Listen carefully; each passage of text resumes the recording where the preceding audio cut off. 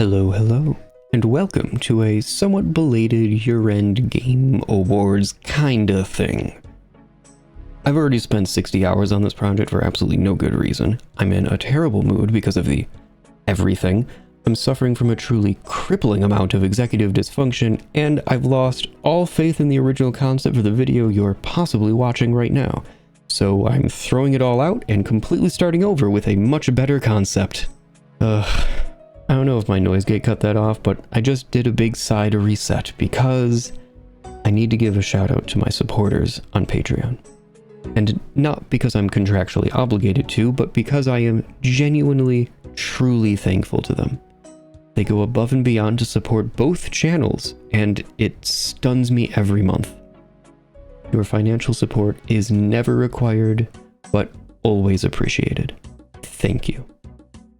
So, last year, I did an annual recap video where I put together a tier list, and it was a hugely overwrought production that took entirely too long and, if I'm being honest, was not my best work. So this year, I sat down and I did the same thing. Wait a minute. So there is a tier list, here you go, and the full list is in the description, but rather than talk about all 84 games I played this year, and yes, that is fewer than I would like, actually, let's talk about that. Last year, I played 103 games. You may be wondering how I know that. We'll get to writing those predictable comments because I have a whole thing built up in Excel to generate reports for me. It starts with Play Night, which I lovingly refer to as an Omni launcher because it replaces every other game launcher, giving me one place to see games from Steam, itch, GOG, emulators, standalone games, whatever. It's all in here. I love it dearly and cannot recommend it enough. I use a plugin for Play Night called Game Activity, which lets me view and export my gaming activity. Like all data, this requires a bit of massaging to turn it into something practically usable, but that's why I've written my own documentation for running and generating these annual reports, which look like this. Yeah, I'm not beating any nerd allegations, and I'm not trying to. I know what I am. This is only the front page of the report, and the entirety of my gaming activity for all of 2025 is laid bare in here, which I mention because I will be making this workbook available on my Patreon with the public release of this video. There's a bunch of stuff in here. There's 2 Gantt charts that show how games and genres came and went in my gaming habits, platform splits, how old the games I play are, and there's even a prepared pivot chart that shows how spicy my opinion on a game is compared to a slightly hacky value that's intended to represent the majority opinion. This also means that my patrons will be able to see these secret back-end numerical ratings I give to games, which I don't actually like putting a number to my opinion for a variety of reasons, but it is what it is. If you're interested, link in the description. So I've already sat down in front of this mic with a glass of whatever and a platter full of cheese, and I blathered a small bit about every single game I played in 2025 for a little over an hour. I've even got that entire video edited up and basically ready to go, except for a couple final details. You may note, that's not the video you're listening to right now. Maybe I'll release that slightly unfinished video on Patreon or something, but I was working on it and I realized last year's tier list video performed really poorly. It probably won't be any better this year, so I'm throwing the whole thing out. Rather than talk a little bit about each of the 84 games I played, I'm going to talk about only a handful of particularly notable titles that I think are worth talking about. They're not a top 10, but there are only 10 in the list, and the best ones are towards the end, so let's get started with number 10. Kingdom Come: Deliverance II is an open-world RPG set in 15th century medieval Europe. Saying it's historically accurate might be a stretch, but it does more than merely paying lip service to the idea, so that's fun. I haven't played enough of this to have a solid opinion, which is why it's kind of getting an honorable mention down here at number 10, but I'm looking forward to playing it more, and I think it's doing some really interesting things for the genre, especially when you compare against the incumbent Elder Scrolls. Mechanically, Whole is a simplified extraction shooter, and it's exclusively single player. The primary loot is dropped by enemies, and the loot is either collectibles or currencies that can be used to permanently unlock new weapons and upgrades, so something of a roguelike thing going on in there. Each run drops you into a static, as in not procedurally generated arena with basically no direction. Anyone you see is a danger, and the AI will happily third-party each other, so you often hear the sounds of distant gunfire while searching for goodies in the extraction point, which moves around between runs. I'm not a big fan of extraction shooters, but Hole gives me that sense of anxious danger, and it's really fun to make your escape with a fat bag of loot. Death only costs you the loot you've picked up in that run. All of your gear unlocks remain. It maintains the positive stress of the genre without the asinine level of punishment or the frankly toxic PvP dynamics of most extraction shooters. My biggest complaint is that the levels are very difficult to get your bearings on, and there's no map. So even once you find the extraction point, it's very easy to lose track of where it is if you wander away from it. A HUD element that points toward the extraction point, even if only once you've found it, would be a huge boon. Maybe there's an upgrade for that later on, but I haven't seen it hinted at yet. If you're kinda interested in feeling the extraction shooter genre, but don't like a lot of the stuff around them, Hole might be up your alley. Genre purists and sadists probably need not apply. I guess I gotta explain what TimeSplitters is. These games are old and niche enough that I can't just assume knowledge of these anymore, right? TimeSplitters is an old 6th-gen first-person shooter franchise, the first of which was a launch title for the PS2. They're effectively spiritual successors to Rare's GoldenEye and Perfect Dark, having some developers in common and sharing a couple similar design elements.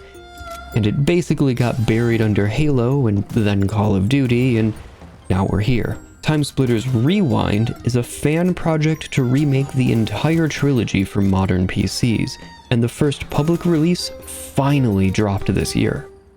It's only the first game, which is rather unfortunately more bare bones than I'd like, but it's free, it's not half bad, and actually seeing a release from the team after all this time is giving me a little hope. And given that hope is in short supply these days, yeah, go check this out. It's got working online multiplayer, and the map maker is supposed to happen eventually. I don't know how the player population looks or what the timeline on the map maker is, but you know, that's cool. I'm putting it on your radar, is the point I'm trying to make here. Corner Pond, as an idle game, has the somewhat dubious distinction of earning my longest single session in 2025 at a whopping 34 hours. It was definitely running while I slept at least once, but I'm actually bringing this one up because I found it really useful. Sometimes I find it hard to keep my mind focused on editing videos. Corner Pond occasionally bings a bong and you need to click some circles to catch a particularly fancy fish, or maybe buy some new bait or sell your full inventory of fish, depends on the bing and or bong. The rest of the time, it's a pure idler ticking away in the corner and looking very cute. I, anecdotally, have found these intermittent and very brief distractions kinda hack my brain into trying to get as much done as possible before it interrupts me again. I'm not saying it's gonna work for everyone, but hey, life hack, maybe check it out. Tokyo Xtreme Racer, or TXR, is a AA racing game for the PS2 in 2003. At least, that's what it feels like, though it came out last year and looks a lot better than a PS2 game. It's quirky and weird, and the localization is perfectly terrible in a way that I demand never changes, and that's just the presentation. Mechanically, TXR is about racing a fellow highly tuned race car through much slower traffic. You pull up behind a driver to challenge them, and a pair of life bars appear across the top of the screen. These decrease when a car is getting left behind. So it's about drafting and carefully watching upcoming traffic, then making your move for a single decisive overtake and running away with that lead. It's racing, but only the moments of wheel-to-wheel attack and defense. And when it hits, it really hits. I've got some issues with the progression system, the clarity of the menus, and the AI seems much too keen on ramming, but on balance, I really like the new Tokyo Xtreme Racer. Despite my quibbles with it, the Master Chief Collection is an absolute win for game preservation, and the games included are standout classics. I'm not going to ramble about it too much here because there's already a 90-minute video on this channel of me talking about it, and I'll link that below. Star Trucker takes an impressively stupid premise, fleshes it out to its illogical extremes, and then hands it to you as a sandbox to explore. Alright, I need to explain what I mean by an impressively stupid premise. So, in Star Trucker, you're driving a truck in space. I know that seems obvious, but I have to make sure you understand. You're driving a truck in space. Not a spaceship, a truck. And that's being played pretty straight. You have forward and reverse thrusters, and you can turn. There are no translational thrusters.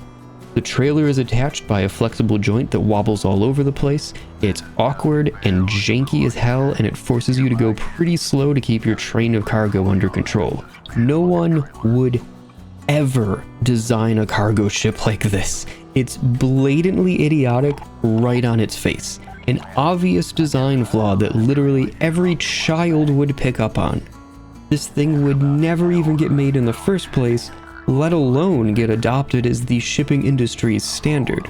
But Star Trucker dares to ask, what if it happened anyway? And then it elaborates with environmental dangers and a bunch of consumables and maintenance that you need to keep on top of. A little bit like a survival game, but I wouldn't call it one. And it's all very tactile and physicalized within the play space, and something that I love about games is how they let me, as the player, experience an alternate reality. And not in the way that a movie or a book or whatever gives you a little window into another world, but in the way that only games can do, by being interactive and, in a sense, tangible. Unlike other forms of media, games can be felt through the intentional design of their systems, and I find that magical. Star Trucker accomplishes this with aplomb, and it's incredibly satisfying to sit down and drive my truck through space. Just know what you're getting into with this one. It's not quite Truck Simulator, and the premise is kinda goofy. And now we bring the energy way up. In Swordship, you are the pilot of an eponymous swordship, a hydrofoil that dances over the water, dodging armed security drones while stealing from the rich to give to the poor. Oh, by the way, if you like typography and understand my sheer excitement at the thought of a game visually driven by extra bold condensed italics over flat shaded neon polygons and dramatic camera angles, you might want to tab back over for a moment because this game is gorgeous. And it's not just for style points. It looks like this for clarity. Incoming containers and the delivery pads used to score them are color-coded bright yellow to match your ship. Enemies are dark black, and their highly telegraphed attacks are an angry red. Which leads us to the primary gimmick. You're unarmed, and you have to use friendly fire to your advantage to get the drones to take each other out. Then you can use that breathing room to pick up containers, which present a choice. You can detonate a container, instantly clearing the screen of enemies, or you can deposit it for points. At the end of each stage, you can either give those containers to the freedom colony you're supporting for a fat stack of points, or you can consume them for an upgrade that lasts until the end of the run. So a light roguelite element. And the whole thing is suffused with a sensation of speed, energy, and style. Swordship is a pure arcade game, expertly executed. Much like number 2, which... no, I guess I haven't been counting these off. Oh well, I'm sure Editor Tax got your back. If you know what Geometry Wars is, you know what Sektori is. At least the basic idea. For the uninitiated, it's a dual-stick shmup. Move the left stick to move, and the right stick to shoot wherever you point it. There are few control schemes more intuitive.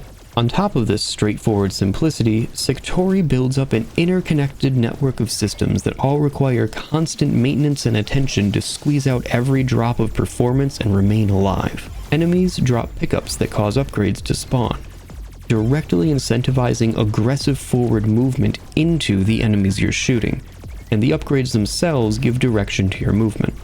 Lingering too long means they eventually disappear, and each upgrade that times out is directly equatable to power lost. There are also multiple lines of upgrades, the simple of which is a light deck building mechanic that adds a little variation between runs without falling into the trap of runs becoming defined by your roguelite luck. Another system lets you choose what bonuses you want each time you fill up your legally distinct geom meter. You may want a better main gun, or more homing missiles, or shields to give yourself another life, etc. And while you're managing that, enemies continually change throughout each run, with each new enemy having its own unique behavior to deal with. There's enemies that duplicate, some that dash at you, some fire a revenge shot when they die, others have a frontal shield, some have multiple components to work through before they're gone. Nothing that Sektori does is individually unique. I could go through every system in the game and explain where I've seen it before, but they're all here and they're all tied into each other so tightly that they take an incredible amount of focus to keep on top of. And the game is doing everything it can to break that focus. The music is pounding, the sound is cacophonous without being unpleasant, the screen throbs to the beat, the colors are hyper saturated, and everything is yelling at max intensity all of the time. Sektori is an arcade game in the purest sense, and it's immediately overwhelming when you first pick it up. But once it clicks, it pulls you into a flow state that few other games can match. After a full half-hour run, you will emerge winded, disoriented, and your thumbs will be sore. I don't really know why I talked about this game for so long. If you're a dual-stick sicko that's been hoping for someone to take the Geometry Wars crown, it's here. Waves tried, and I think it succeeded in a lot of ways, but the refinement of Sektori is truly a step above. A new king has been crowned. And I'm looking at the last few games here, and this last one, number 1 if you will, is a wild change in pace from the last two. Vintage Story is kinda like Minecraft, except it does this. Vintage Story is an immersive, voxel-based survival crafter where your progression is slowed way down. Making your first copper pickaxe is a multi-step process that will see you forming clay molds, firing them in pit kilns, producing charcoal, panning for copper, smelting your metal, and eventually pouring out the copper in a mold. Make sure not to forget your tongs or you'll burn yourself and drop the crucible. It usually takes me several hours to get to the first copper anvil, which lets you make tools that can't be made via molds. Perhaps the most important of which is the saw, which can only be crafted by smithing and opens up the world of woodworking. I could ramble about the immersive depth of Vintage Story for hours, but I'm not going to, because I already do that on my other channel, where I have a long-running Let's Play series that really leans into the quiet, contemplative vibes of Vintage Story. If you're curious about the game after this little blurb, there's a link to that playlist in the description. So that's my top 10 most interesting games that I played in 2025, but I'm not quite done yet. No, there aren't bonus games or honorable mentions. I'm giving out my very own awards, as though I'm important enough to have that kind of influence. And I'm calling my awards gems, because that's what these games are. They are gems that get stuck in my head and I keep thinking about them for hours, days, weeks after playing them. This is the first year I'm giving out any gems, so this part doesn't matter yet, but just to set the ground rules, gems are cumulative, year over year. If a game has 3 gems, that means I've rated it as one of the most special games I played in a given year 3 separate times. Hopefully we'll never have to see it happen, but there's also going to be the concept of red gems, which detract a cumulative point from a game. This will only be in the case of a live service game that destroys community goodwill or something like that. Destiny 2 would probably have earned 1 or 2 of these throughout the years. Finally, gems aren't given out in specific categories, the number per year is completely arbitrary, and year of release is completely meaningless, because a truly good game is good forever. And with that, for this first year, I'm giving out only 3 gems. And the winners are Star Trucker, for having a stupid premise and sticking to their guns on making it a quote-unquote reality. Sektori, for elevating the humble dual-stick shooter to a true triumph of tightly integrated game design. And Vintage Story, not only for the quality of the game as it is, but also the robust modding support and healthy pace of really exciting official updates. And yeah, I feel a lot better about this iteration of the annual review video. If you thought it turned out alright, I'd appreciate you dropping a like and or subscribe, and there's a collection of links down in the description if you like the cut of my jib. But at the end of the day, thank you very much for stopping by and lending me your ear, and as always, have a great one. Now go play some games.